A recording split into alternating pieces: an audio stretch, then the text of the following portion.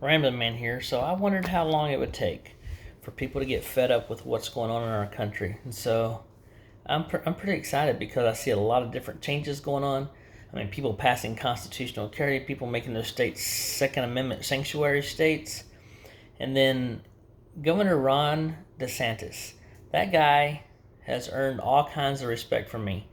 Now, whatever you believe, whether you like him or not, I think it's awesome. He's kind of put his foot down.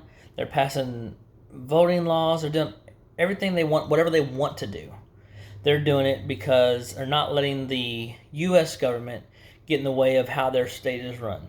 And that's the way it should be. Yes, we're one country, but your state still should have some pride enough to know what is correct and what's not.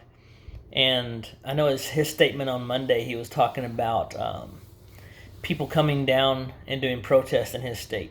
And he said, look, Florida is all about First Amendment rights, the right for freedom of speech, doing protests. But if you think you're going to come down, he said, if you think you're going to come down from Portland and you come down here and you're going to raise heck, you're going to try to burn things down, all those, then just forget about it, because you will be dealt with swiftly and severely.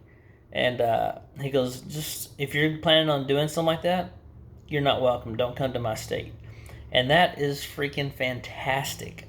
So I think you'll see more and more people taking a stance, because the U.S. government is doing nothing about this stuff. The far left is basically, they encourage it, because the more we stay divided as a country, the easier it is for them to control out of fear and promise things that aren't going to happen. Biden, Kamala, they still haven't been down to see the border. I mean, there's a lot of things that all they're preaching about is the COVID. If you look at our unemployment, things are getting worse there because people won't get jobs. Because why? Because they're paying them to stay home, basically. But yeah, Governor DeSantis, freaking awesome. Just keep it up, guys. I'm telling you right now, I am so impressed with the fact that they just took a stance and said, this is what we're doing. They